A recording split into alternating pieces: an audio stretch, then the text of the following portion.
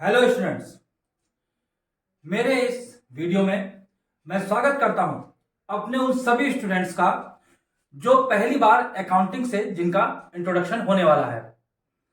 इस सीरीज में मैं अपना पहला वीडियो अपलोड कर भी चुका हूं जिसमें मैंने अकाउंटिंग की हिस्ट्री और उसकी मीनिंग को समझाया था। वहां पे जाके आप अकाउंटिंग की हिस्ट्री और उसके मीनिंग को समझ सकते हैं।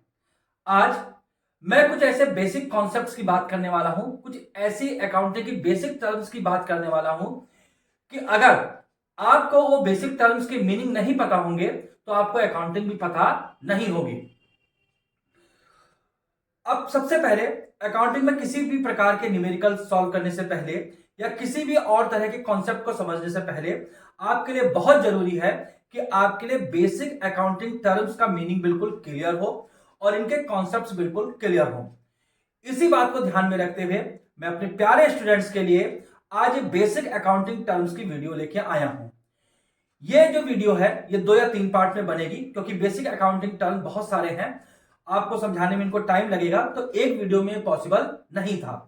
तो इसलिए ये 2-3 पार्ट में आपके पास आएगा जिसमें आप पूरे बेसिक अकाउंटिंग टर्म्स को समझ सकेंगे। चलिए, और इस बात का ध्यान रखिएगा कि हर वीडियो के लास्ट में मैं आपसे कुछ क्वेश्चन पूछता हूं जो कि उसी वीडियो से रिलेटेड होते हैं।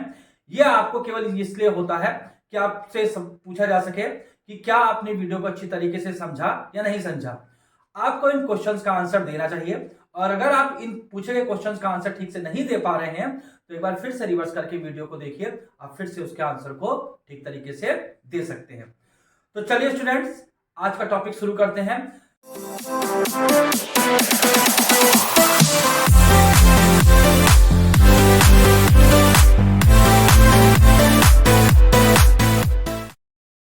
आज का हमारा टॉपिक है बेसिक अकाउंटिंग टर्म्स और ये किसके लिए है? ये क्लास 11 के लिए बहुत इंपॉर्टेंट है क्योंकि उनके पेपर में ये आएगा।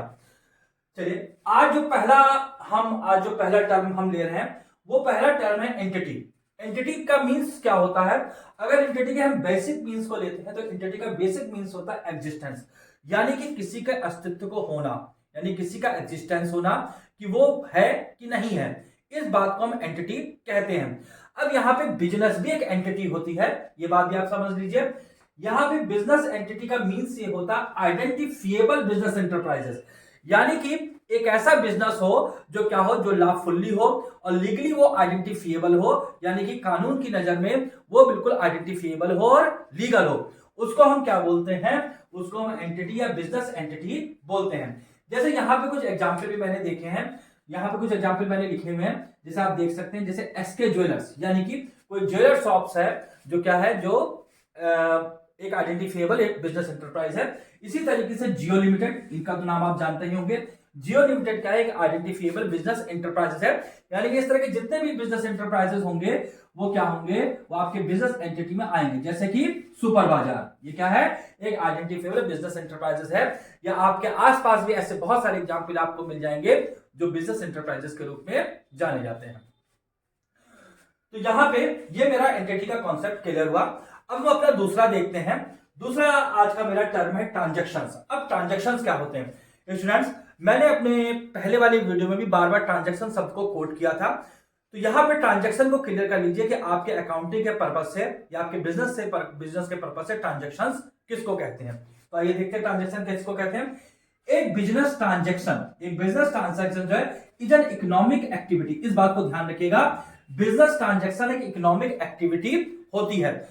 आपने इकोनॉमिक एक्टिविटी का मींस ये होता है कि ऐसी एक्टिविटी, ऐसा ट्रांजैक्शन हो जो मनी को अर्न करने के पर्पस से की जाती है, उसको हम क्या बोलते हैं? उसको हम इकोनॉमिक एक्टिविटी बोलते हैं। तो बिजनेस ट्रांजैक्शन क्या होता है? एक इकोनॉमिक एक्टिविटी होती है, यानी कि जो पैसों के अर्न करने के पर्पस से की जाती है। Transactions involve transfer of money. अब यहां पे बात समझ लीजिए कि ट्रांजैक्शन में क्या होता है? ट्रांसफर ऑफ मनी होता है, या अगर ट्रांसफर ऑफ मनी नहीं है तो ट्रांसफर ऑफ गुड्स होगा या ट्रांसफर ऑफ सर्विसेज होगा। इन तीनों में से कोई एक चीज होगी तभी वो ट्रांजैक्शन बनेगा। किनके बीच में ट्रांसफर होता है? बिटवीन टू पर्संस के बीच में, या टू बिजनेस एंटिटी के बीच में, या टू अकाउंट्स के बीच में। तो उसको हम क्या बोलेंगे? उसको हम ट्रांजैक्शन बोलेंगे। अब यहां पे देख लीजिए, एक और इंपॉर्टेंट पॉइंट है ट्रांजेक्शन के बारे में, it must be expressed in money terms.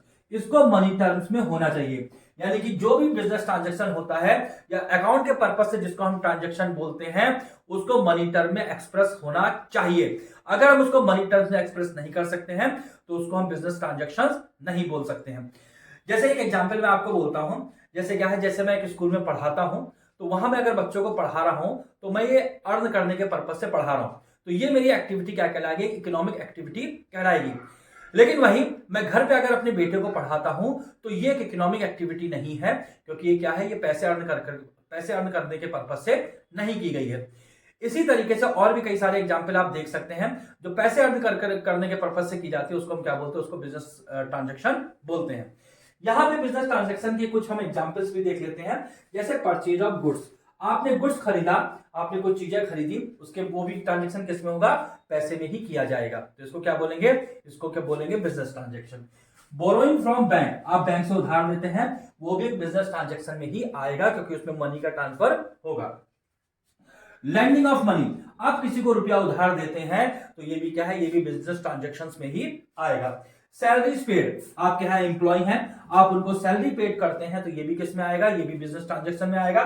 इसी तरीके से रेंट पेड, आप किसी मकान में रह रहे हैं, आप किसी फैक्ट्री का यूज कर रहे हैं, उसका रेंट दे रहे हैं, तो ये भी क्या होगा, ये भी बिजनेस ट्रांजेक्शन में ही आएगा। इसी तरह कमीशन पेड वगैरह बहुत सारे आपको एग्जाम्पल मिल जाएंगे बिजनेस ट्रांजेक्शन के। अब थोड़ा सा ट्रांजेक्शन को और समझ लेते हैं कि और ट्रांजेक्शन क्या होता है। चलिए फ्रेंड्स, मैं आपसे ट्रांजेक्शन के बारे में बात कर रहा था, ट्रांजेक्शन को थोड़ा और आगे समझते हैं। अब यहाँ पे ट्रांजेक्शन जो होता है वो दो तरह के होते हैं, एक होता है कैश ट्रांजेक्शन और एक होता है क्रेडिट ट्रांजेक्शन। लेकिन स्टूडेंट्स इस बात को बिल्कुल क्लियर कर लीजिए, चाहे ट्रांजेक्शन कैश में हो चाहे क्रेडिट में हो, उसमें मनी जरूर इन्वॉल्व होगी। पहले मीनिंग देख लेते हैं, फिर और बात को क्लियर करते हैं।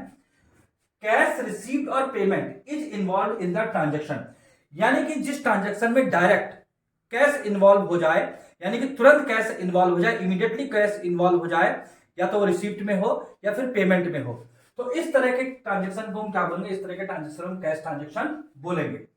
वहीं पे क्रेडिट ट्रांजेक्शन किसको बोलेंगे, where cash is not involve immediately, जब कैश तुरंत तो इन्वॉल्व ना हो, यानी कि ट्रांजेक्शन तो हो रहा है लेकिन ट्रांजेक्शन होने के समय कैश नहीं इन्वॉल्व है, तुरंत इन्वॉल्व नहीं है, बट विल बी पेड और रिसीव लेटर, लेकिन बाद में कैश जरूर या तो दिया जाएगा या फिर उसको रिसीव किया जाएगा।